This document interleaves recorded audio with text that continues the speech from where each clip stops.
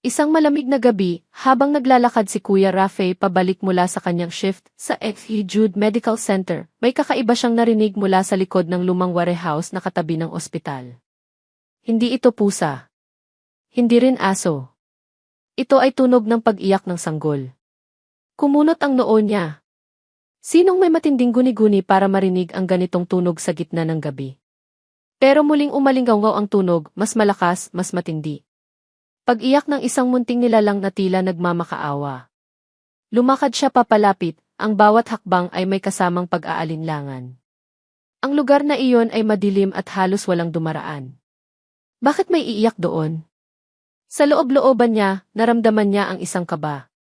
Isang uri ng kaba na nagsasabing hindi ito ordinaryong tunog. Nang marating niya ang likod ng warehouse, halos manlumo siya sa kanyang nakita. 3 maliliit na bundle ng kumot, nakasiksik sa isang lumang karton, sa ilalim ng malamig na buwan. Hindi isa. Hindi 2.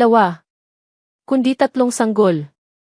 3 sariwang buhay na iniwan, tila mga basurang itinapon. Diyos ko po di. Bulong ni Rafe, halos hindi makahinga. Namuo ang luha sa kanyang mga mata. Agad siyang lumuhod, hindi alintana ang dumi sa lupa. Dahan-dahan niyang dinampot ang isang bundle. Isang sanggol na lalaki, napakaliit pa. Ang manipis nitong kumot ay halos hindi nakapagbigay ng init. Ang labi nito ay nanginginig sa lamig. Naramdaman niya ang init ng katawan ng sanggol sa kanyang bisig, kahit na ang hangin ay nanunuot sa buto. Ito ang unang pagkakataon na nakahawak siya ng ganito kalapit sa isang bagong silang nabuhay. At sa sandaling iyon, hindi siya nakaramdam ng takot o pagdududa, kundi isang matinding kirot sa puso at galit. Galit sa sinumang nagawang iwan ang mga inosenteng ito. Niyakap niya ang sanggol ng mahigpit, sinubukang ipasa ang kanyang sariling init. Napatingin siya sa 2 pang bundle. Isang babae at isa pang lalaki. Mukhang triplets. Hindi niya maisip kung paano nagawa ng isang ina na iwan ang sarili niyang mga anak sa gabi na iyon. Ang dami niyang tanong pero wala siyang makitang sagot. Ang sakit na nararamdaman niya ay bumalik.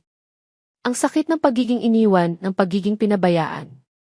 Matagal na panahon na rin iyon nang iwan siya ni Maria sa gitna ng kanyang pinakamabigat na problema. Akala niya ay nalimutan na niya ang pakiramdam na iyon. Pero ngayon, sa harap ng 3 inosenteng nilalang na ito, muling nagbalik ang hapdi. Pero kasabay ng hapding iyon, ay may kakaibang puwersa ang bumalot sa kanya. Isang matinding pagnanais na protektahan ang mga munting anghel na ito. Hindi niya alam kung paano o ano ang gagawin niya. Wala siyang asawa, wala siyang pamilyang malapit bukod kay Fia. Isa lang siyang simpleng nurse na sapat lang ang kinikita para sa kanyang sarili. Hindi ko kayo iiwan, bulong niya sa 3 sanggol, kasabay ng pagtulo ng luha. Hindi ko kayo pababayaan. Niyakap niya ang isa sa mga sanggol, at sa kauna-unahang pagkakataon, naramdaman niyang may nagbago sa loob niya. Isang pangako. Isang panata na hindi niya kailanman inakalang bibitawan niya. Ang mga sanggol na ito ang tanging pamilya niya ngayon. At hindi niya sila kailanman bibitawan. Binuksan niya ang kanyang cellphone, nanginginig ang mga kamay. Kailangan niyang tumawag ng tulong. Pero habang dinidial niya ang numero ng emergency, may isang bagay na pumigil sa kanya. Isang ideya na halos hindi niya kayang paniwalaan, pero napakalinaw sa kanyang isip. Kung ibibigay niya ang mga sanggol na ito sa Department of Social Welfare and Development, malamang ay mapupunta sila sa ampunan. Malamang ay maghihiwa-hiwalay sila. At sino ang makakasiguro na mapupunta sila sa mabuting mga kamay? Ang karanasan niya sa ospital ay nagturo sa kanya na ang sistema ay hindi perpekto. Tumingin siya sa mga sanggol na ngayong ay medyo tahimik na, marahil dahil sa init ng kanyang katawan. Ang kanilang maliliit na mukha, puno ng pag-asa at kahinaan. Hindi niya sila hahayaang mangyari iyon. Patawarin niyo ako, Panginoon, bulong niya. Pero kailangan ko silang protektahan. Pinatay niya ang tawag. Kailangan niya ng ibang paraan. Isang paraan na magsisiguro na mananatiling magkasama ang mga sanggol na ito. At ang tanging paraan na naiisip niya ay siya mismo. Ang desisyong iyon ay tila isang malaking bato na bumagsak sa kanyang balikat. Pero kasabay noon ay isang kakaibang kapayapaan ang bumalot sa kanya. Hindi siya mag-isa. Mayroon na siyang dahilan para magpatuloy. Mayroon na siyang mga kailangang protektahan. Dahan-dahan siyang tumayo, bitbit ang 3 sanggol sa kanyang bisig. Ang bawat isa ay isang pangarap, isang pag-asa.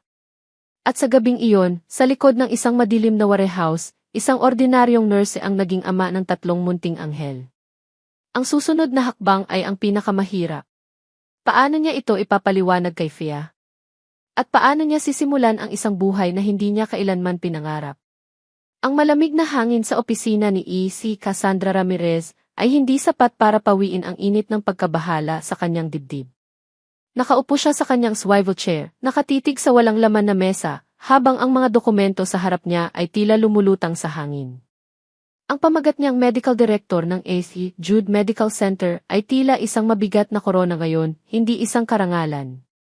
Ang bawat tibok ng kanyang puso ay tila isang martilyo na humahampas sa kanyang utak, nagpapaalala sa kanya ng isang lihim na mas mabigat pa sa lahat ng responsibilidad niya sa ospital.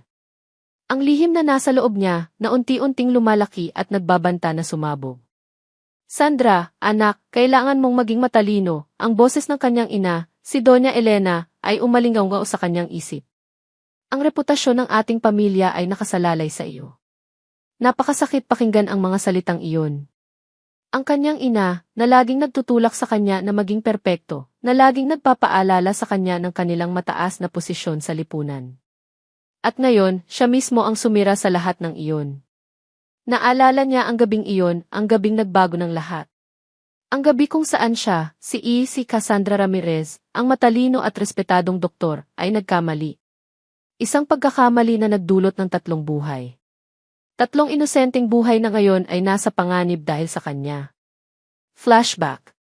Hindi ko ito pananagutan, Sandra, ang malamig na tinig ni Don Ricardo Valderrama, ang lalaking nagbigay sa kanya ng lahat ng problemang ito. Ang kanyang mukha ay walang bakas ng emosyon, tila isang bato. May pamilya ako. May reputasyon akong kailangan protektahan. Ang mga batang iyan ay hindi kailanman magiging bahagi ng buhay ko. Niyakap ni Sandra ang kanyang sarili, nanginginig. Hindi niya inakala na ganito kalupit ang lalaking minsan niyang minahal. Hindi niya inakala na kayang talikuran ni Ricardo ang kanyang sariling dugo. Pero paano ang mga bata, Ricardo? Halos pabulong niyang tanong. Sila ang mga anak mo. Wala akong kinalaman dyan, sagot ni Ricardo, habang umiinom ng kape. Maghanap ka ng paraan. O kung hindi, sisiguraduhin kong pati ang karir mo, mawawala. Ang banta ni Ricardo ay nagpalamig sa kanyang dugo. Alam niyang kayang gawin ni Ricardo ang sinasabi nito. Ang pamilya Valderrama ay may malaking impluensya. Pagkatapos ng pag-uusap na iyon, agad siyang hinarap ng kanyang ina. Cassandra, ano itong nabalitaan ko? Galit na galit si Doña Elena. Ang kanyang mukha ay namumula sa galit. Buntis ka? At sa isang may asawa pa? Ito ay isang eskandalo. Sisirain mo ang pangalan ng pamilya Ramirez. Ma, wala akong magagawa, umiiyak na sagot ni Sandra. Nakamali ako. Pero mga anak ko sila. Anak, halos tumawa si Doña Elena, pero walang saya sa tawa nito. Hindi sila anak. Sila ay isang sumpa. Isang mansa sa ating pangalan. Kailangan mong alisin ang mga iyan. Ngayon na. Alisin, gulat na gulat si Sandra. Pero paano? May kilala ako, bulong ni Doña Elena, ang boses ay puno ng desisyon. Isang organisasyon na makakatulong. Walang makakaalam. Walang makakakita. Para sa ikabubuti mo at ng ating pamilya. Ang mga salita ng kanyang ina ay tila isang patalim na tumusok sa kanyang puso. Ang kanyang sariling ina ang nagtutulak sa kanya na talikuran ang kanyang mga anak. Pero sa kanyang isip walang ibang paraan. Si Ricardo ay nagbabanta. Ang kanyang ina ay nagbabanta. Ang kanyang karera, ang kanyang kinabukasan, ang pangalan ng kanyang pamilya lahat ay nakataya. End of flashback. Kaya naman, sa gabing iyon, sa gitna ng kanyang kawalan ng pag-asa, ginawa niya ang pinakamabigat na desisyon sa kanyang buhay. Ang desisyong iwan ang kanyang mga anak.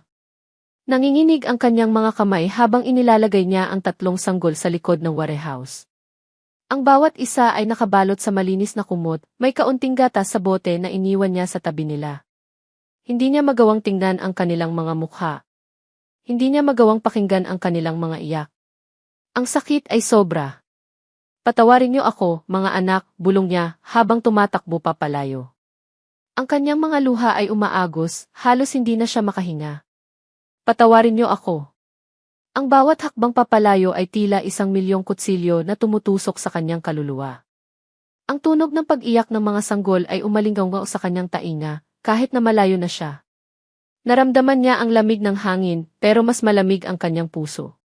Nang makarating siya sa kanyang kotse, halos hindi niya kayang paandarin. Ang kanyang mga kamay ay nanginginig. Ang kanyang paningin ay lumalabo dahil sa mga luha. Ang kanyang desisyon ay tila isang bangungot na hindi matapos-tapos. Tama ba ang ginawa ko? Tanong niya sa sarili habang umiiyak. Para ba ito sa kanila? Para ba ito sa akin? Walang sagot. Tanging ang matinding pagsisisi ang bumalot sa kanya. Pagsisisi na tila isang malaking halimaw na sumasakop sa kanyang buong pagkatao. Ilang minuto lang ang lumipas, pero tila isang habang buhay na ang lumipas. Ang kanyang puso ay halos sumabog sa sakit.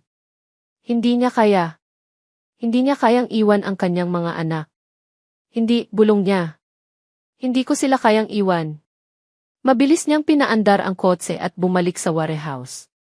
Ang kanyang puso ay kumakabog ng malakas. Umaasa siya na naroon pa rin sila. Umaasa siya na hindi pa huli ang lahat. Pero nang makarating siya sa likod ng warehouse, ang karton ay wala na. Ang mga kumot ay wala na. Ang 3 sanggol wala na. Nawala. Napaluhod si Sandra, ang kanyang mga kamay ay nanginginig. Ang kanyang mga mata ay lumaki sa takot at kawalan ng pag-asa. Ang kanyang mga anak nawala. Hindi, sigaw niya, ang boses ay halos hindi na lumalabas. Hindi. Mga anak ko. Nasaan kayo? Patuloy siyang sumisigaw, patuloy na naghahanap. Pero ang lugar ay tahimik. Walang bakas ng mga sanggol. Walang bakas ng buhay. Ang kanyang desisyon, ang kanyang desperadong desisyon, ay nagbunga ng isang kawalan na hindi niya kailanman inakala. Ang kanyang mga anak ay nawala. At sa sandaling iyon, naramdaman niya na kasama ng mga sanggol na iyon, ay nawala rin ang kanyang kaluluwa. Ano ang gagawin niya ngayon? Paano niya mabubuhay nang wala ang kanyang mga anak? At sino ang kumuha sa kanila? Nagising si Ate Fia sa tunog ng kaluskos mula sa sala. Kumunot ang noo niya. Anong ginagawa ni Kuya Rafay na gising na ng ganitong kaaga? Madalas, kailangan pa niyang gisingin ang kuya niya bago mag-duty. Bahagya siyang sumilip sa pintuan at halos manlaki ang mga mata niya sa kanyang nakita. Si Kuya Rafay, nakaupo sa sahig, sa gitna ng sala, at may 3 maliliit na bundle sa harap niya. Hindi bundle. Mga sanggol. 3 sanggol na nakabalot sa kumot, tahimik na nakahiga. Para siyang nakakita ng multo. Kuya Rafay, tawag niya, halos pabulong. Ang kanyang boses ay nanginginig sa pagkabigla. Napalingon si Rafay at makikita sa kanyang mukha ang matinding pagod at pag-aalala. Ang kanyang mga mata ay mugto at may bahid ng luha sa kanyang pisngi. Hawak niya ang isang bote ng gatas na nakasubo sa isang sanggol. Fia, gising ka na pala, sagot ni Rafay, ang boses ay pagod na pagod. Pasensya na kung nagising kita. Lumakad si Fia papalapit, ang kanyang puso ay kumakabog ng malakas. Hindi niya maintindihan ang nangyayari. Paano nagkaroon si Kuya Rafay ng 3 sanggol? At bakit nasa sala sila? Kuya, ano to? Tanong niya habang nakaturo sa mga sanggol. Kanino ang mga yan?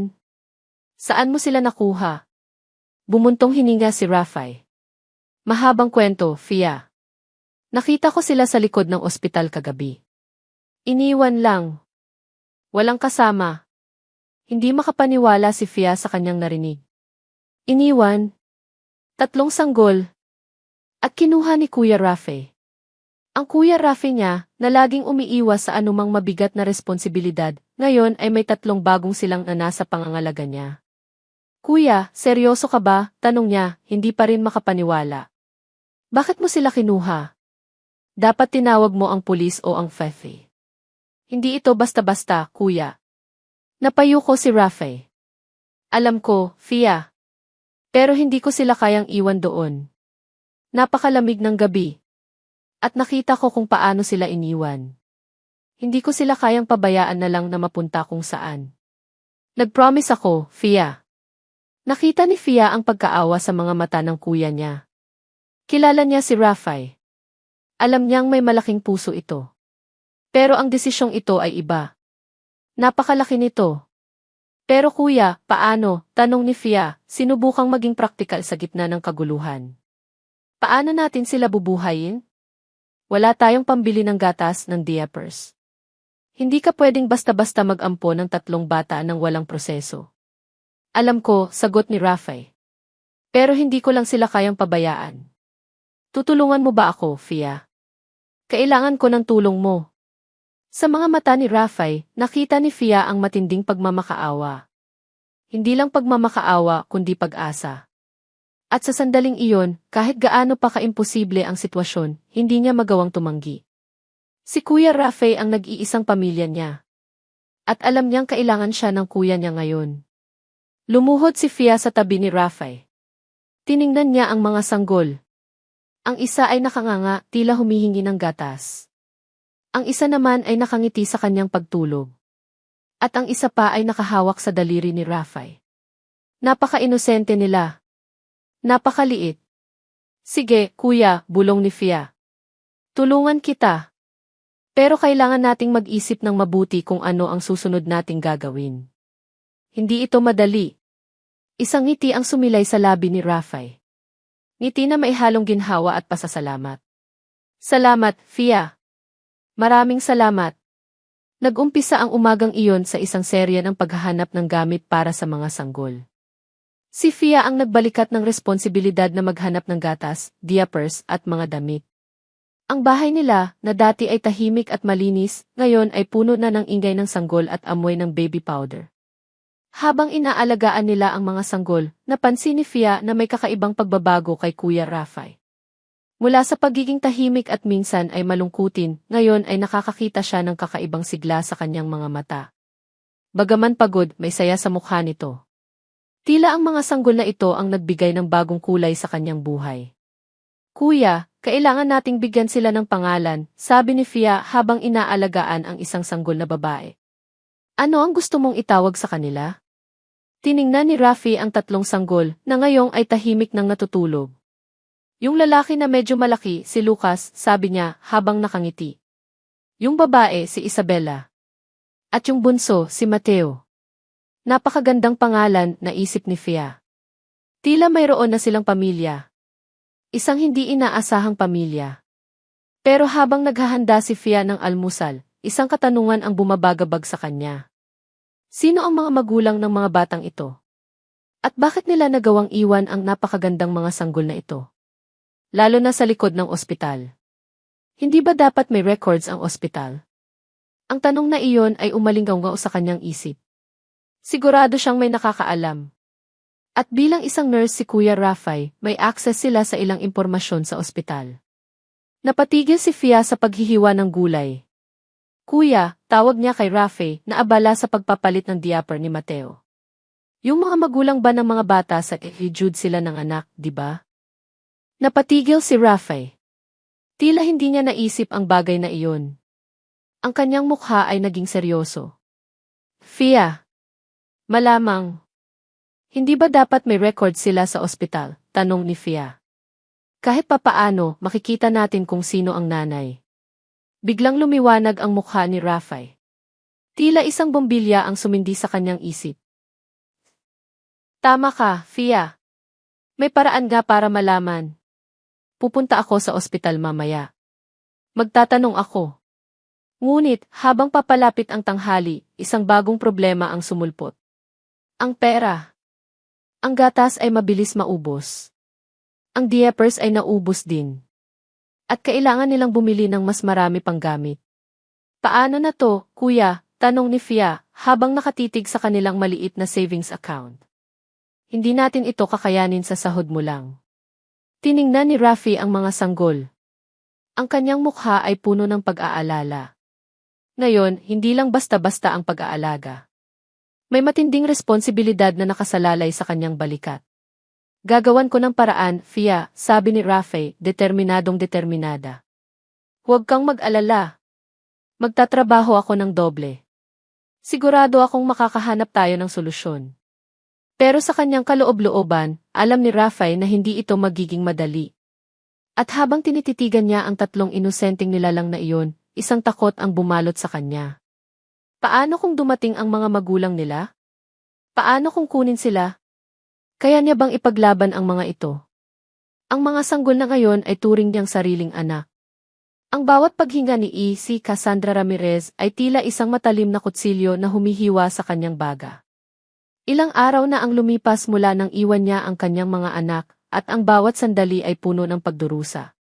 Ang kanyang marangyang kondo unit sa Makati ay naging isang malamig na bilangguan, at ang bawat sulok ay tila may anino ng kanyang pagsisisi. Ang mga tinig ng kanyang mga anak, ang kanilang pag-iyak na hindi niya pinakinggan, ay umalingaw sa kanyang isip.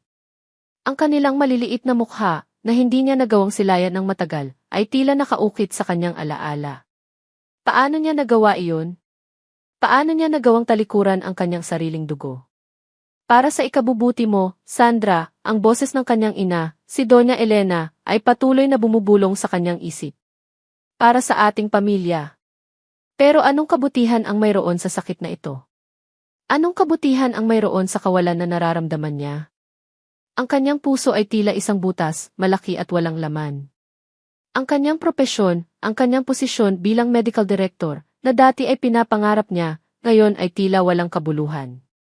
Sinubukan niyang magtrabaho, subukang magpanggap na normal ang lahat. Ngunit ang bawat pasyente na kanyang nakikita, lalo na ang mga ina na may hawak na sanggol, ay nagpapaalala sa kanya ng kanyang pagkukulang. Ang kanyang mga kamay, na sanay humawak ng scalpel at magligtas ng buhay, ay nanginginig sa tuwing naaalala niya ang manipis na kumot na bumabalot sa kanyang mga anak. Isang gabi, habang nakatitig siya sa kisame, hindi na niya kinaya. Ang kanyang mga luha ay umagos na walang tigil. Ang sakit ay sobra. Hindi siya makahinga. Mga anak ko di. Bulong niya, halos hindi na marinig. Nasaan kayo? Hindi niya alam kung saan magsisimula. Hindi niya kayang magtanong ng direkta. Ang kanyang reputasyon ay nakasalalay. Ang kanyang ina ay malalaman. At si Ricardo. Pero ang pagnanais na malaman kung nasaan ang kanyang mga anak ay mas malakas kaysa sa anumang takot. Kinabukasan, nagpasya siyang bumalik sa ospital. Hindi bilang Sandra, ang nagdurusang ina, kundi bilang Ramirez, ang medical director. Sa kanyang opisina, sinimulan niyang suriin ang mga records. Hindi direktang records ng mga sanggol, kundi mga report ng mga insidente sa paligid ng ospital, mga security footage, anumang bagay na maaaring magbigay ng pahiwatig. Ang kanyang mga kamay ay nanginginig habang naghahanap. Ramirez, may problema po ba? Tanong ng kanyang sekretarya, si Eva Reyes, nang mapansin ang kanyang pagiging abala. Wala, Reyes, sagot ni Sandra, sinubukang maging kalmado. May hinahanap lang akong lumang report tungkol sa insidente ng paglabag sa seguridad sa likod ng warehouse. Para sa audit. Tumango si Eva Reyes, hindi nagduda. Nagpatuloy si Sandra sa paghahanap. Oras ang lumipas.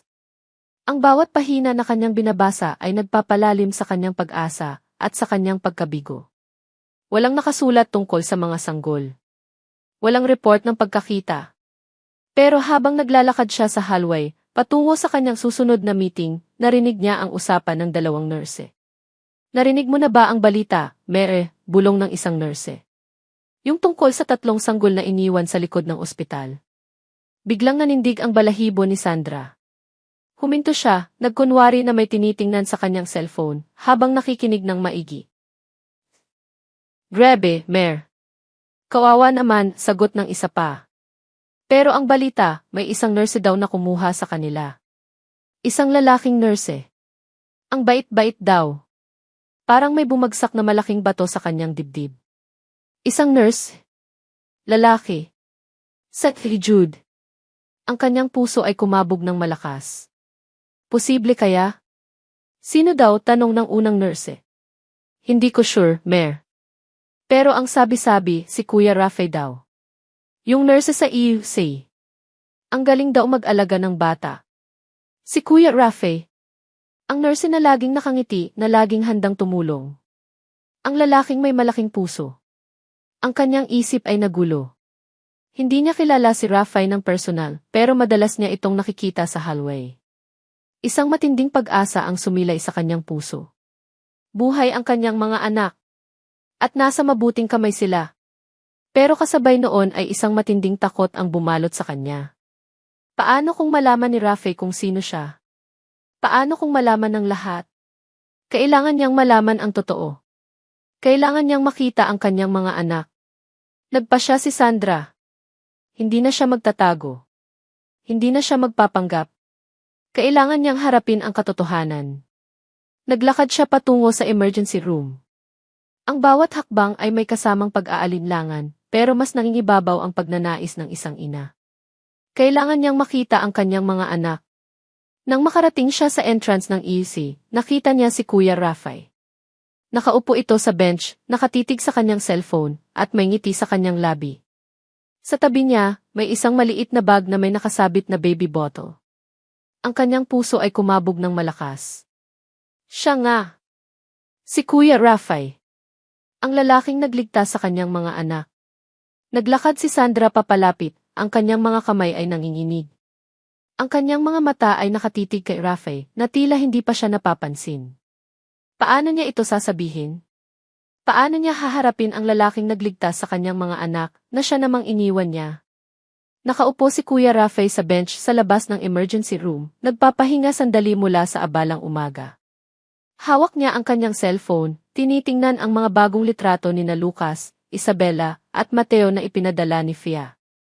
Ang kanilang maliliit na mukha, puno ng kapayapaan habang natutulog, ay nagbigay ng kakaibang init sa kanyang puso. Ang pagod niya ay tila nawawala sa tuwing nakikita niya ang mga ito. Ang bilis niya namang lumaki, bulong niya, habang nakangiti. Ang maliit na bag na may nakasabit na baby bottle ay nasa tabi niya, paalala ng kanyang bagong responsibilidad. Hindi pa rin siya makapaniwala na mayroon na siyang 3 anak. Ang buhay niya ay baliktad na baliktad sa loob lang ng ilang araw.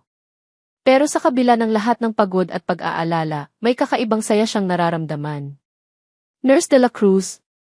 Napaangat si Rafael ng tingin. Nakatayo sa harap niya si E.C. Cassandra Ramirez, ang medical director. Nagulat siya. Hindi madalas makita ang medical director sa SCC, lalo na sa ganitong oras. At mukha itong nag-aalala. Ang kanyang mga mata ay tila may gustong sabihin at ang kanyang mukha ay maputla. Good morning po, Dulcie, bati ni Rafael, agad na tumayo. May problema po ba? Ngumiti si Sandra, isang pilit na ngiti na hindi umabot sa kanyang mga mata. Wala naman, nurse. Naglalakad-lakad lang ako. Napadaan lang. Medyo nagtaka si Rafael. Hindi ugali ng medical director na maglakad-lakad lang sa SCC. Laging abala ito, laging may meeting. Ah, ganun po ba? Sagot ni Rafael, medyo nailang. Okay po, Doth. Nagkaroon ng awkward na katahimikan. Nakatitig si Sandra sa kanya, ang kanyang mga mata ay tila naghahanap ng kung ano. Ang titig niya ay matindi, tila sinusuri ang bawat sulok ng kanyang pagkatao. Naramdaman ni Rafael ang kakaibang kaba. Narinig ko ang balita, sabi ni Sandra, ang boses ay mahina. Yung tungkol sa mga sanggol. Nanlaki ang mga mata ni Rafael. Kumalat na pala ang balita. Hindi niya alam kung ano ang sasabihin. Dapat ba siyang magsinungaling? O dapat niyang sabihin ang totoo? Pero sa huli, pinili niyang maging tapat. Wala naman siyang ginagawang masama. Opo, Doth, sagot ni Rafael. Nakita ko po sila sa likod ng warehouse.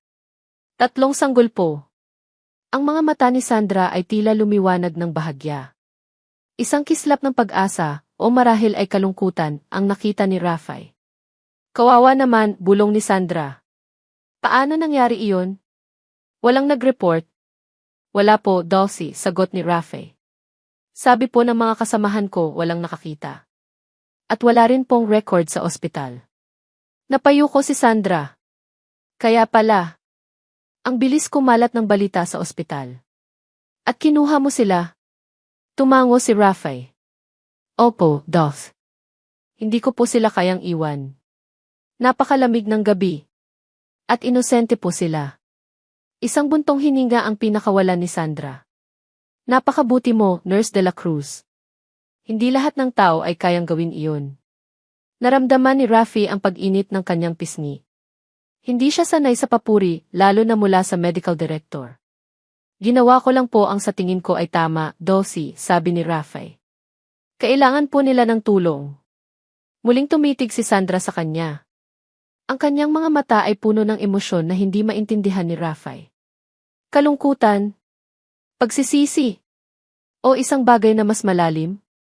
Kumusta na sila? Tanong ni Sandra, ang boses ay halos pabulong. Okay lang ba sila? Opo, Dossie, sagot ni Rafi, agad na kinuha ang kanyang cellphone at ipinakita ang mga litrato. Okay na okay po sila. Malusog. At ang cute-cute po nila. Tinitigan ni Sandra ang mga litrato. Ang kanyang mga mata ay tila nakakita ng isang bagay na matagal na niyang hinahanap. Isang ngiti ang sumilay sa kanyang labi, isang tunay na ngiti na nagpagaan sa kanyang mukha. Napakaganda nila, bulong ni Sandra. Mukha silang anghel. Naramdaman ni Rafi ang kakaibang koneksyon sa pagitan nila. Tila mayroong isang bagay na nag-ugnay sa kanila, kahit na hindi niya alam kung ano. Ang kanyang puso ay kumabog ng mas mabilis. Dossie, kung may kailangan po kayo, sabihin niyo lang po, sabi ni Rafi, hindi niya alam kung bakit niya sinabi iyon. Tila may puwersa na nagtulak sa kanya. Ngumiti si Sandra. Salamat, nurse. Maraming salamat. Ngunit bago pa man makapagtanong si Rafi kung bakit tila interesado si Sandra sa mga sanggol, isang malakas na tunog ng sirena ng ambulansya ang umalinggaw sa labas. Agad na nagkagulo ang EUC. Isang emergency. Nurse de la Cruz. May bagong pasyente. Multiple trauma, sigaw ng isang kasamahan niya. Sige po, Dossie, sabi ni Rafi kay Sandra, kailangan ko na pong pumasok. Tumango si Sandra, ang kanyang mukha ay muling naging seryoso. CJ, nurse. Mag-ingat ka. Tumakbo si Rafi papasok sa UK, iniwan si Sandra sa labas. Abot-abot ang kanyang paghinga. Ang kanyang isip ay abala sa bagong pasyente. Ngunit habang tinutulungan niya ang mga kasamahan niya sa pasyente, isang bagay ang bumabagabag sa kanya. Ang titig ni Ike Ramirez. Ang kanyang mga tanong. Ang kanyang interes sa mga sanggol. Hindi ito ordinaryo. Nang matapos ang emergency at medyo kumalman na ang sitwasyon, lumabas si Rafi para kumuha ng kape. Tiningnan niya ang bench kung saan sila nag-usap ni Sandra. Wala na ito doon. Naiwan si Rafi na may kakaibang pakiramdam. Sino ba talaga si Cassandra Ramirez? At bakit tila may malalim na koneksyon siya sa mga sanggol na kanyang inalagaan? Ang mga tanong na iyon ay umalinggaw sa kanyang isip at alam niyang hindi siya matatahimik hanggat hindi niya nakukuha ang mga sagot. Ang pagkikita nila ni Nurse Rafi sa emergency room ay nag-iwan ng kakaibang pakiramdam kay Cassandra Ramirez. Isang halo ng ginhawa at matinding pagkabahala. Ginhawa dahil nalaman niyang buhay at nasa mabuting kamay ang kanyang mga anak. Pagkabahala dahil ang bawat sandali na hindi niya sila kasama, bawat araw na lumilipas nang hindi niya sila nakikita, ay tila isang walang katapusang paghihirap. Ang ngiti ni Rafi habang ipinapakita ang mga litrato ng mga sanggol. Ang ngiting iyon ay tila isang kutsilyo na bumaon sa kanyang puso. Ang pagmamahal at pag-aalaga na ipinakita ni Rafi sa kanyang mga anak ay nagbigay sa kanya ng matinding sakit at pagsisisi. Siya, ang ina, ang nag-iwan. At ang isang estranghero ang pumulot at nagmahal. Sa kanyang marangyang opisina, ang mga file sa harap niya ay tila lumulutang lang. Hindi siya makapag-focus. Ang kanyang isip ay laging bumabalik sa mga sanggol. Sa mga pangalang Lucas, Isabela, Mateo. Ang mga pangalang ibinigay ni Rafi sa kanila. Ang mga pangalang dapat sana ay siya ang nagbigay. Nalulunod siya sa guilt. Ang boses ng kanyang ina, si Doña Elena, ay umalinggaw sa kanyang isip. Ito ay isang sumpa, Sandra. Huwag mong sirain ang pangalan ng ating pamilya. Pero anong halaga ng pangalan kung ang kaluluwa niya ay nawawala ng saysay? Anong halaga ng prestihiyo kung ang puso niya ay parang pinipiga? Kailangan niyang makita ang kanyang mga anak. Kailangan niyang malaman na maayos sila. Kailangan niya silang mahawakan. Ang pangangailangan na iyon ay mas malakas pa sa takot niya sa kanyang ina, sa takot niya sa eskandalo. Ngunit paano? Hindi niya pwedeng basta-basta na lang sabihin kay Rafay na siya ang ina. Hindi niya pwedeng sirain ang buhay ni Rafay na malinaw na minamahal ang mga bata. At higit sa lahat, kailangan niyang panatilihing lihim ito kay Doña Elena at Ricardo. Isang ideya ang biglang sumagi sa kanyang isip. Isang paraan para makalapit sa mga bata nang hindi nagdududa si Rafay. Gamitin ang kanyang posisyon. Kinabukasan, sa kanyang opisina, tinawag niya ang kanyang sekretarya. Eneth Reyes, may gusto akong ipagawa, sabi ni Sandra, sinubukang maging kalmado ang boses. Mayroon tayong bagong programa sa ospital para sa mga nurse na nagpapakita ng pambihirang pagmamalasakit sa komunidad, lalo na sa mga kaso ng pag-ampon ng mga bata. Gusto kong i-initiate ang isang wellness check-up para sa kanila. Gusto kong maging personal ang pag-monitor natin para ipakita ang suporta ng ospital. Opo, Doc. Kanino po ba unang i-schedule ang check-up? Tanong ni Emma Reyes, abala sa pagtatala. Kay Nurse Rafael de la Cruz, sagot ni Sandra, ang kanyang puso ay kumabog ng mas mabilis. Siya ang nag-ampo ng 3 sanggol, hindi ba? Gusto kong personal na suriin ang kalagayan ng mga bata at ng kanyang tahanan para masiguro na maayos ang lahat. Napakaliwanag ng plano. Sa pamamagitan ng e-wellness check-up, makikita niya ang kanyang mga anak. Makakapasok siya sa kanilang bahay. Pagkatapos ng ilang tawag at koordinasyon sa GV, nakuha niya ang address ni Rafay sa Barangay Pag-asa. Ang kanyang mga kamay ay nanginginig habang tinitingnan niya ang address sa maliit na papel. Isang napakasimpleng address. Malayong-malayo sa kanyang kinasanayang Marangyang subdivision. Nang araw ng wellness check-up, maaga siyang umalis sa ospital. Nagsuot siya ng simpleng damit, isang light blouse at slacks, para hindi masyadong mapansin. Habang nagmamaneho siya patungo sa Barangay Pag-asa, ang kanyang puso ay kumakabog ng malakas. Para itong isang misyon, isang lihim na operasyon. Ang kalsada ay unti-unting lumiliit. Ang mga bahay ay nagiging mas simple. Ang ingay ng Maynila ay unti-unting nawawala, napalitan ng tunog ng mga naglalaro. Narating niya ang isang lugar na tila isang ibang mundo. Isang mundo na puno ng ordinaryong buhay na hindi niya kailanman nakita. Napakita niya ang address. Isang simpleng bahay may maliit na bakuran. May nakasabit na sampayan sa harap at may ilang halaman. Isang pamilyar na kotse ang nakaparada sa labas, ang kotse ni Rafay. Kinuha ni Sandra ang kanyang stethoscope at ang kanyang medical bag, huminga siya ng malalim. Ang kanyang mga kamay ay basa sa pawis. Ito na. Makikita na niya ang kanyang mga anak. Naglakad siya patungo sa gate. Dahan-dahan niyang kumatok sa pintuan. Ang bawat tibok ng kanyang puso ay tila isang martilyo na humahampas sa kanyang tainga. Ilang segundo ang lumipas. Walang sumasagot. Muli siyang kumatok. Mas malakas. Biglang bumukas ang pintuan. Ngunit hindi si Rafi ang nakita niya. Isang batang babae, marahil ay nasa early 20, ang nakatingin sa kanya nang nagtataka. Si At Fia.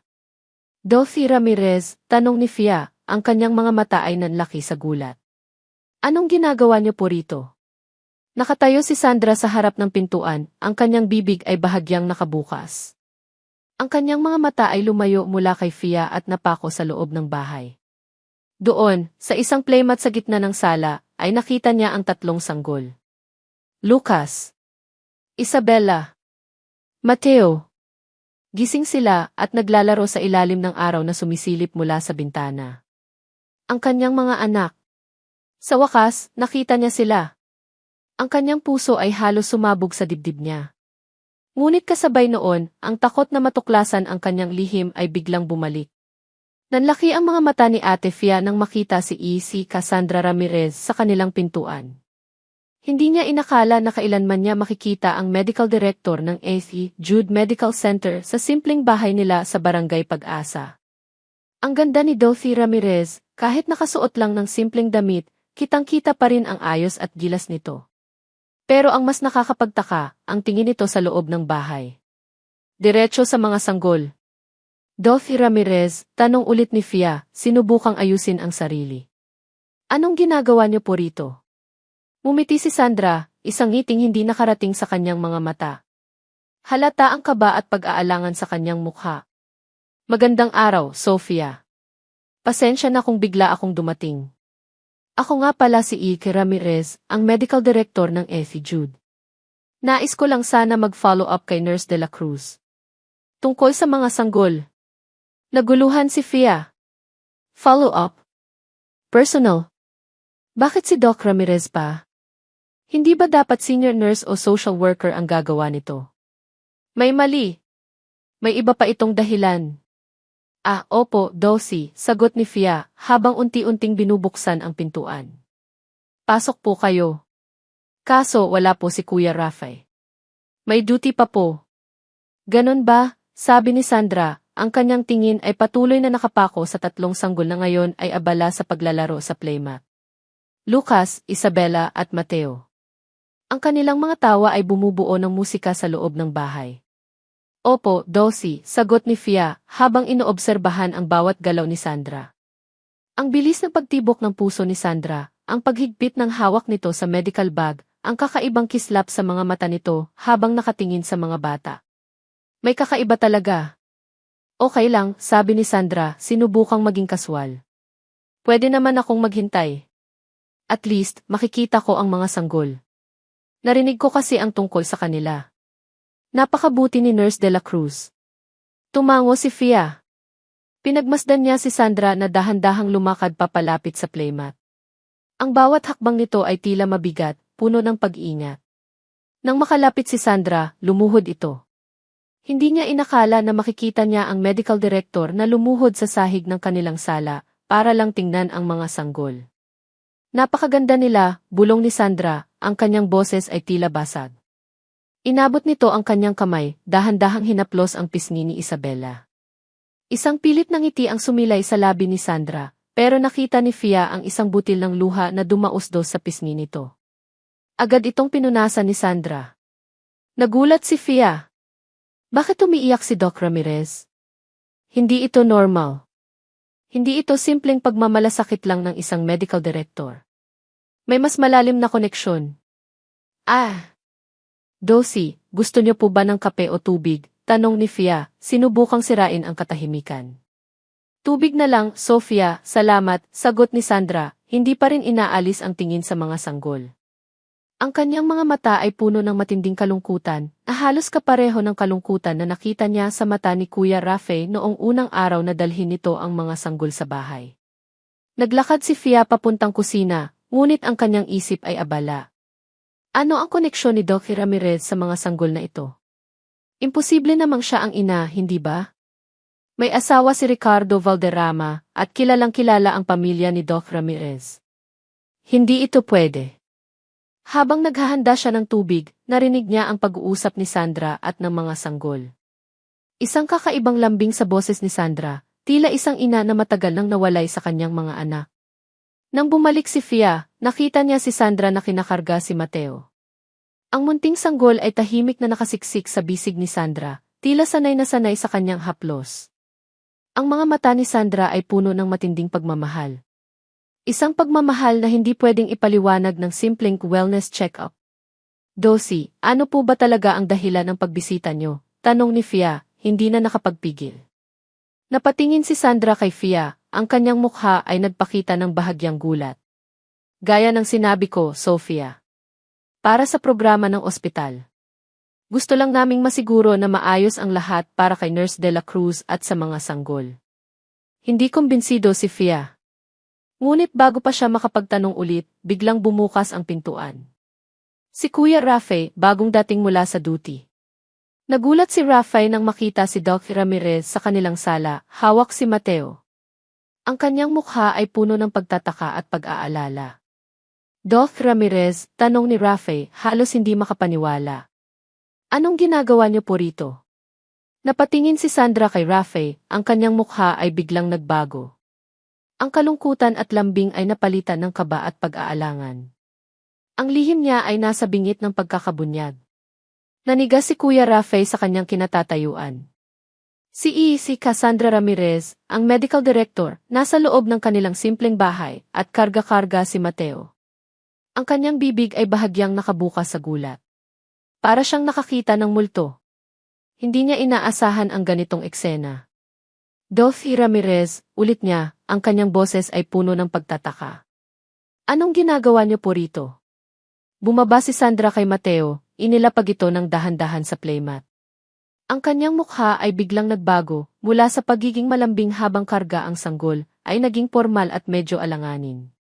Nurse de la Cruz, magandang araw. Pasensya na kung bigla akong dumating. Mayroon kaming bagong programa sa ospital, ang Community Care Initiative. Nais naming magbigay ng suporta sa mga staff na nagpapakita ng pambihirang pagmamalasakit, lalo na sa mga kaso ng pag-ampon. Ito ay isang wellness check-up para sa inyo at sa mga bata. Wellness check-up. Sa bahay.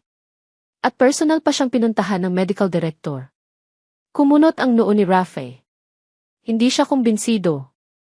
May mali. Ah, ganun po ba, Dosi? Sagot ni Rafe, sinubukang itago ang kanyang pagdududa. Salamat po. Hindi ko po inakala na personal niyo pa po kaming pupuntahan. Umiti si Sandra, isang pilit na ngiti. Gusto lang naming masiguro na maayos ang lahat. Alam mo naman, ang ospital ay sumusuporta sa mga staff nito.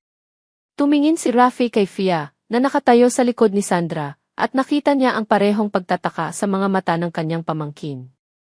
Tila may hindi sinasabi si Doc Ramirez. Kuya, nagpakuha na po ako ng tubig para kay Dosi, bulong ni Fia.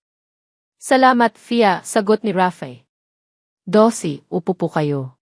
Umupo si Sandra sa isang upuan, at agad na napako ang kanyang tingin sa mga sanggol. Si Lucas ay gumagapang na, si Isabella ay nakangiti habang kinikiliti ni Fia, at si Mateo ay nakatitig sa kanya, tila nagtataka. Ang kanyang mga mata ay puno ng isang emosyon na hindi kayang ipaliwanag ni Rafi. Hindi lang ito pagmamalasakit ng isang doktor. Mas malalim pa. Napakalusog nila, sabi ni Sandra, ang kanyang boses ay malambing. Ilang buwan na ba sila? Mga 3 months na po, Dulcie, sagot ni Rafi. Mabilis po silang lumaki. Nga, sabi ni Sandra, habang nakangiti. Napakagandang mga bata. Nagkaroon ng katahimikan. Ang tunog lang ng paglalaro ng mga sanggol ang maririnig. Naramdaman ni Rafi ang kakaibang tensyon sa hangin. Tila may isang lihim na nakabitin sa pagitan nila ni Sandra. Dosi, ano po ba ang kailangan niyong malaman para sa check-up na ito? Tanong ni Rafi, sinubukang maging propesyonal. May mga form po ba na kailangan kong sagutan? Ah, mayroon, sagot ni Sandra, tila nagulat. Kinuha nito ang isang folder mula sa kanyang medical bag, ito ay para lang sa records ng ospital. Para masiguro na nabibigyan ka namin ng tamang suporta. Habang sinasagutan ni Rafi ang mga form, patuloy niyang inobserbahan si Sandra. Ang kanyang mga mata ay laging bumabalik sa mga sanggol. Ang kanyang mga kamay ay tila gustong hawakan ang mga ito. Ang kanyang buong pagkatao ay tila humihingi ng koneksyon sa mga bata. Naramdaman ni Rafi ang isang kakaibang kutob. Hindi ito tungkol sa wellness check-up. May iba pa. Nang matapos si Rafi sa pagsasagot ng mga form, ibinigay niya ito kay Sandra. Ito na po, Dosi. Kinuha ni Sandra ang folder, ang kanyang mga kamay ay bahagyang nanginginig. Salamat, Nurse de la Cruz. Maraming salamat sa kooperasyon mo. Tumayo si Sandra. Well, kailangan ko nang umalis. Marami pa akong gagawin sa ospital. Salamat po sa pagbisita, Dosi, sabi ni Rafi, sinubukang maging magalang. Walang anuman, sagot ni Sandra.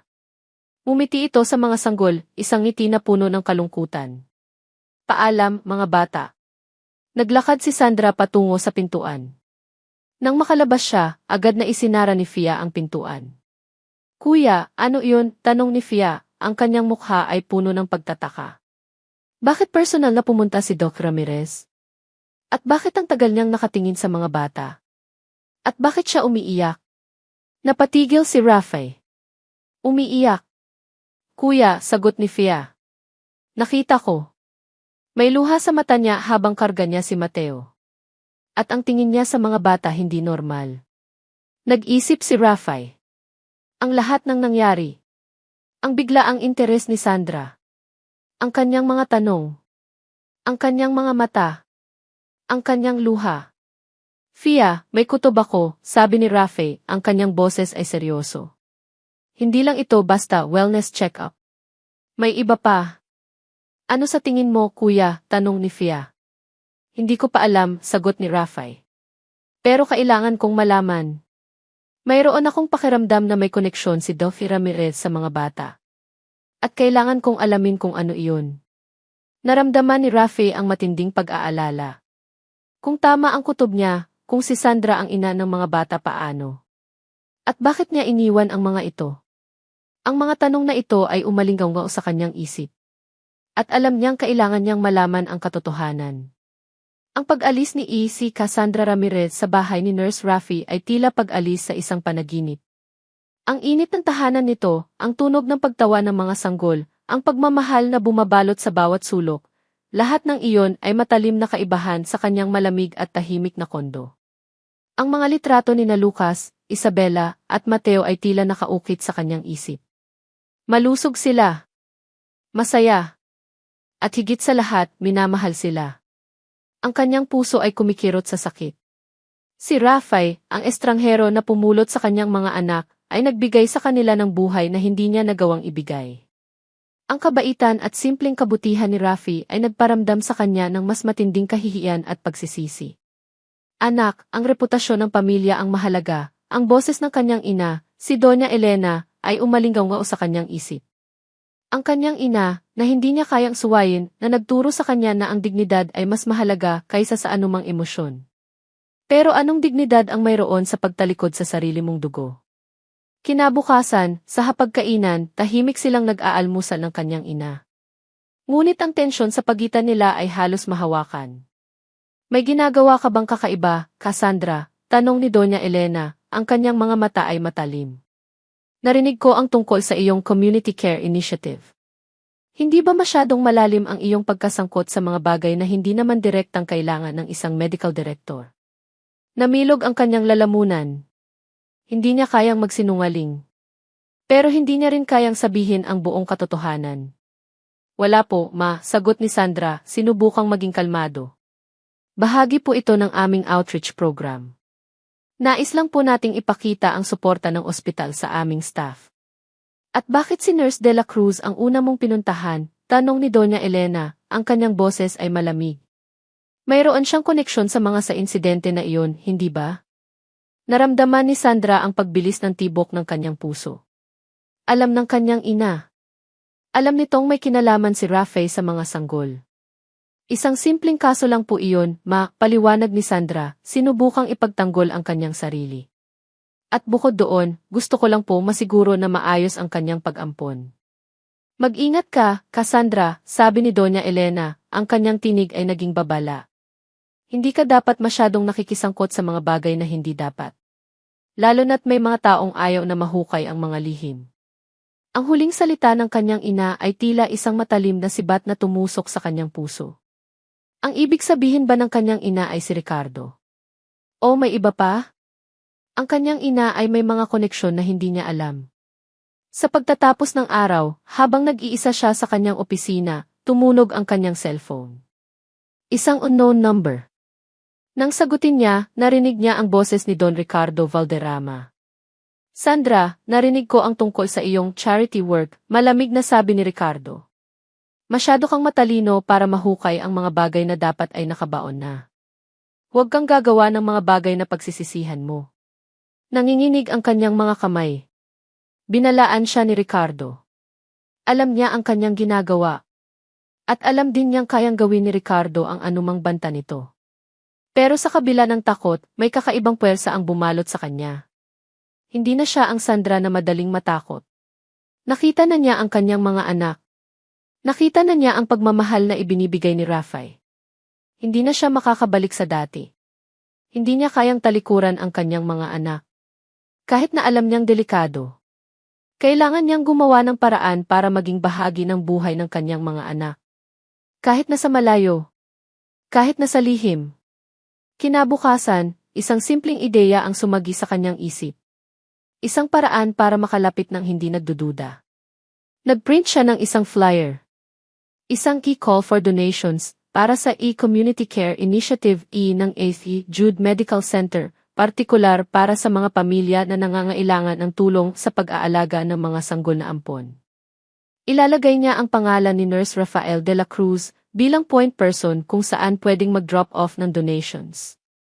Sa ganitong paraan, makakabalik siya sa bahay ni Rafael, dala ang mga donations, at makikita ang kanyang mga anak. Alam niyang delikado ito. Alam niyang nagsisinungaling siya. Ngunit ang pagnanais na makita ang kanyang mga anak ay mas malakas kaysa sa anumang takot. Isang matinding determinasyon ang bumalot sa kanya. Gagawin niya ang lahat para sa kanyang mga anak.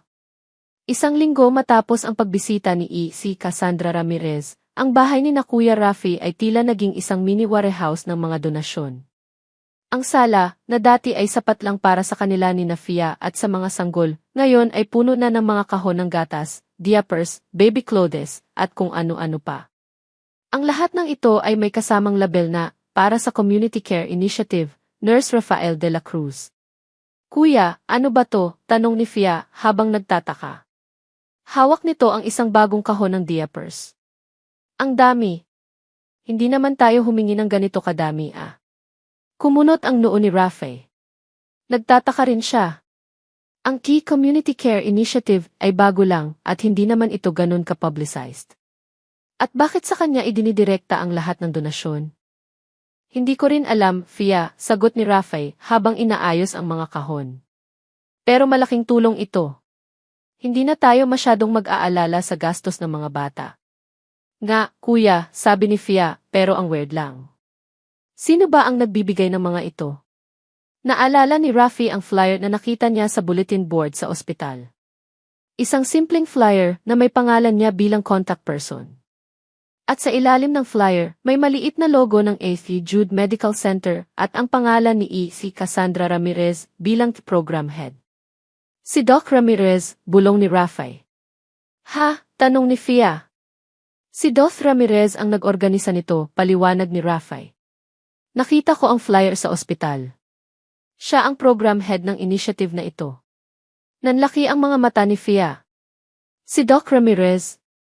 Talaga? Pero bakit? Bakit siya ang nag-abalang mag-organisa ng ganito para sa iyo, kuya? Nagkibit balikat si Rafael. Hindi ko rin alam, Fia.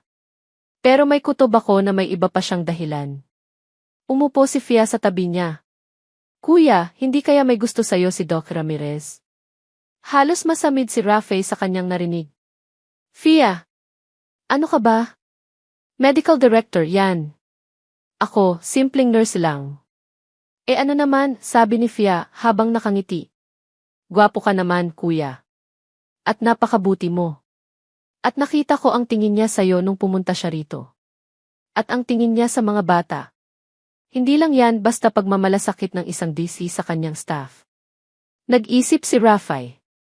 Ang mga salita ni Fia ay umalinggaw sa kanyang isip. Ang tingin ni Sandra sa mga bata.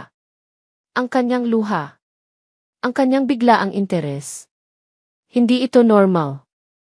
Pero Fia, kung may gusto siya sa akin, bakit hindi niya sabihin, tanong ni Rafael.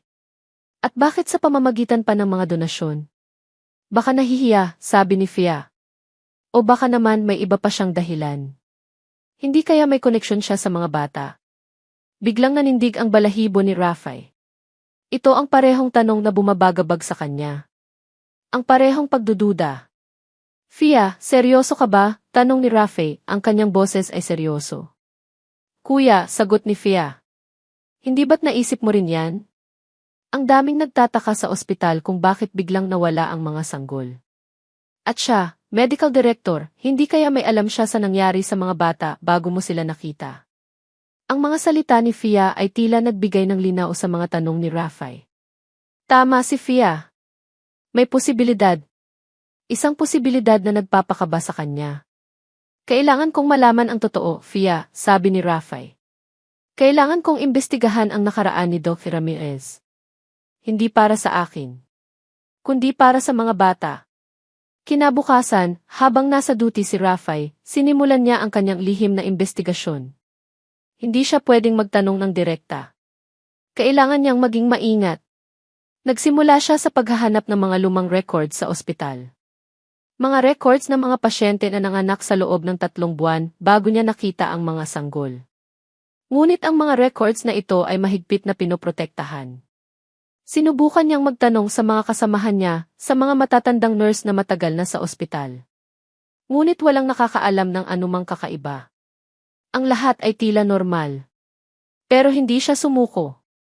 Alam niyang may tinatago si Sandra. At kailangan niyang malaman kung ano iyon. Nang gabing iyon, habang nag-o-overtime si Rafe, nagpasya siyang pumunta sa record section ng ospital. Alam niyang delikado ito. Pero kailangan niyang gawin. Gamit ang kanyang nakapasok siya sa records room. Ang lugar ay madilim at tahimik. Ang bawat sulok ay puno ng mga lumang file. Nagsimula siyang maghanap. Oras ang lumipas. Ang kanyang mga mata ay halos sumakit na sa pagbabasa ng mga pangalan at petsa. Walang makita. Nawawalan na siya ng pag-asa. Baka mali lang ang kutob niya. Baka nga simpleng pagmamalasakit lang ang ipinapakita ni Sandra. Pero habang papalabas na sana siya, may isang lumang kahon ang nakita niya sa isang sulok. Nakasulat sa kahon, confidential cases for director's eyes only. Biglang bumilis ang tibok ng kanyang puso. Confidential. Para sa direktor lang. Posible kaya? Dahan-dahan niyang binuksan ang kahon. Ang loob ay puno ng mga file na mailabel na strictly confidential. Kinuha niya ang isang file. Nakasulat sa cover, Case No 20-003 J. Cassandra Ramirez. Nanlaki ang mga mata ni Rafe. Si Sandra. At ang petsa ng kaso ay halos kapareho ng petsa ng kapanganakan ng mga sanggol. Nanginginig ang kanyang mga kamay habang binubuksan niya ang file. Ang kanyang puso ay kumakabog ng malakas. Malapit na siyang malaman ang katotohanan. Ang katotohanan na maaaring magpabago ng lahat. Nanginginig ang mga kamay ni Kuya Rafe habang binubuksan niya ang confidential file na may pangalan ni Cassandra Ramirez.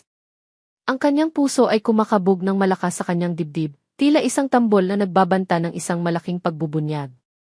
Ang dilim ng records room ay tila lalong nagpapalalim sa tensyon. Ang unang pahina ay ang personal details ni Sandra. Pangalan, edad, address. Walang kakaiba. Ngunit nang ilipat niya ang pahina, doon nagsimula ang pagkabigla. Medical records. Mga resulta ng laboratory tests. Ultrasound images.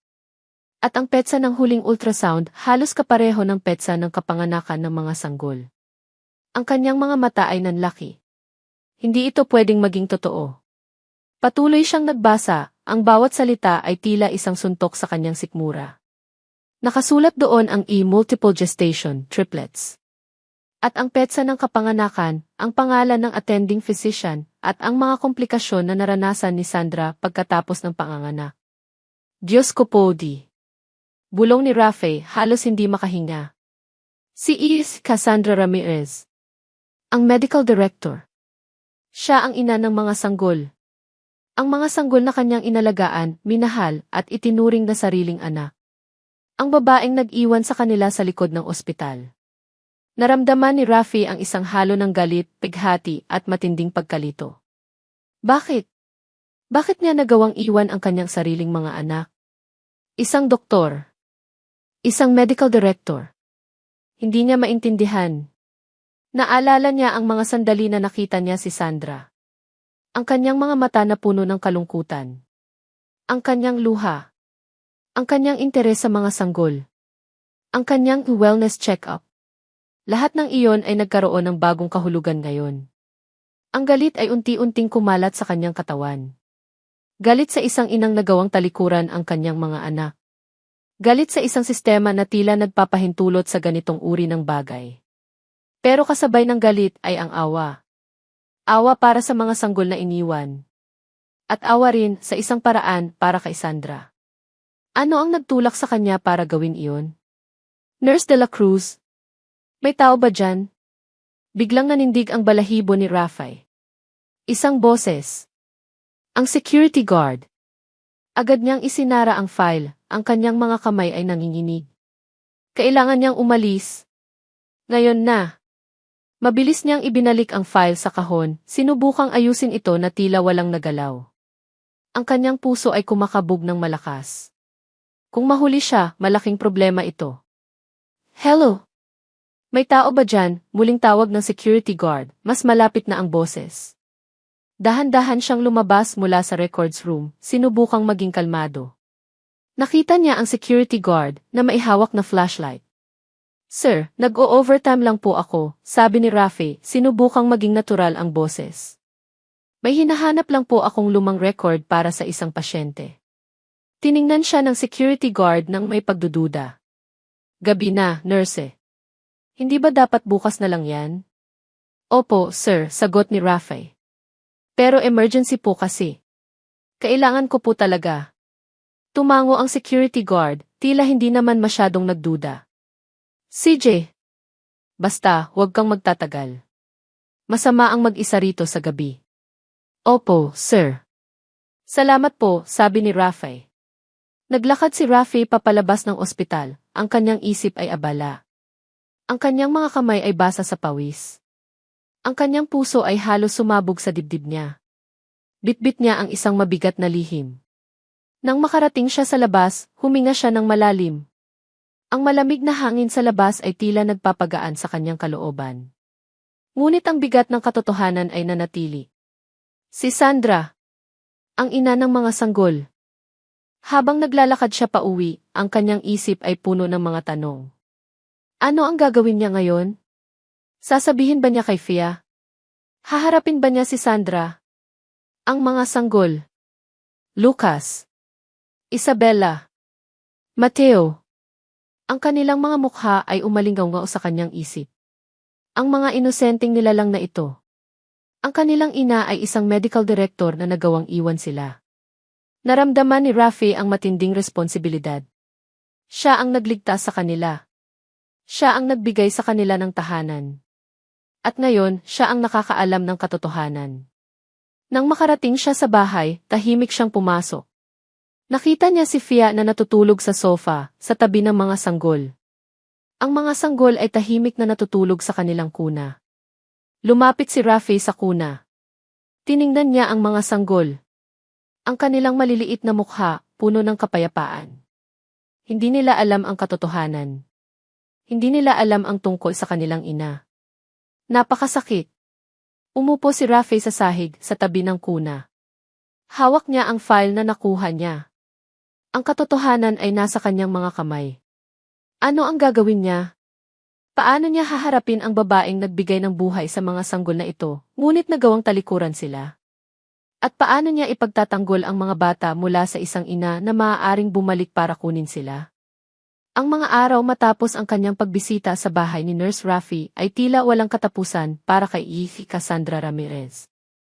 Ang kanyang isip ay puno ng mga mukha ni Lucas, Isabella, at Mateo, at ang bawat ngiti nila ay tila nagpapalalim sa kanyang pasanin. Ang kabaitan ni Rafe, ang pagmamahal na ibinibigay nito sa kanyang mga anak, ay nagpapakita sa kanya ng kanyang sariling pagkukulang. Hindi siya makatulog. Ang kanyang mga mata ay laging nakatitig sa dilim, habang ang mga tanong ay umalinggaw sa kanyang isip. Paano niya nagawa iyon? Paano niya nagawang talikuran ang kanyang sariling dugo? Ang bawat tibok ng kanyang puso ay tila isang paalala ng kanyang pagkakamali. Ang mga banta ni Don Ricardo Valderrama, ang mga babala ng kanyang ina, si Doña Elena, ay tila nawawalan na ng saysay. Wala nang mas masakit pa kaysa sa sakit na nararamdaman niya ngayon. Ang sakit ng pagiging inang nagkulang. Kailangan kong sabihin sa kanya, bulong niya sa sarili, sa gitna ng gabi. Kailangan kong sabihin ang totoo. Alam niyang delikado ito. Alam niyang galit ang mararamdaman ni Rafe. Alam niyang maaaring mawala ang lahat sa kanya. Ang kanyang karera, ang kanyang reputasyon, ang kanyang pamilya. Pero ang pagnanais na maging tapat, ang pagnanais na harapin ang kanyang pagkakamali, ay mas malakas kaysa sa anumang takot. Sinubukan niyang tawagan si Rafe. Ngunit ang kanyang mga kamay ay nanginginig. Paano niya sisimulan? Paano niya ipapaliwanag ang lahat? Hindi. Hindi ito pwedeng sa telepono lang. Kailangan niya itong harapin ng personal. Kailangan niyang makita ang reaksyon ni Rafe. Kailangan niyang marinig ang kanyang galit. Kinabukasan, habang naghahanda siya, naramdaman niya ang matinding kaba. Nagsuot siya ng simpleng damit, isang light dress, at inayos ang kanyang buhok. Hindi ito isang business meeting. Ito ay isang pagtatapat. Kaya mo yan, Sandra, bulong niya sa salamin. Kailangan mong harapin ang katotohanan. Bago siya umalis, tumawag siya sa kanyang ina. Ma, may kailangan po akong gawin ngayon. Hindi po ako makakauwi ng maaga. Anong ginagawa mo, Cassandra? Tanong ni Doña Elena, ang kanyang boses ay puno ng pagdududa. Huwag kang gagawa ng mga bagay na pagsisisihan mo. Kailangan ko po itong gawin, ma, sagot ni Sandra, ang kanyang boses ay puno ng determinasyon.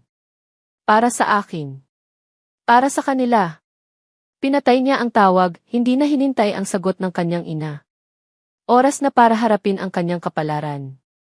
Habang nagmamaneho siya patungo sa Barangay Pag-asa, ang bawat kanto, bawat bahay na kanyang nadadaanan, ay tila nagpapabilis sa tibok ng kanyang puso. Ang kanyang mga kamay ay mahigpit na nakahawak sa manibela. Ang kanyang noo ay pinagpapawisan. Naalala niya ang unang beses na pumunta siya sa bahay ni Rafay. Ang kanyang lihim na pagbisita.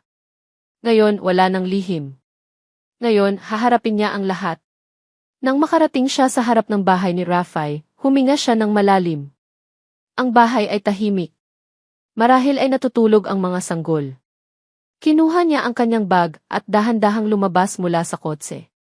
Ang bawat hakbang patungo sa pintuan ay tila 1,000,000 milya. Ang kanyang mga tuhod ay nanginginig. Ang kanyang lalamunan ay tuyo. Nang makarating siya sa pintuan, kumatok siya. Isang mahina, nanginginig na katok.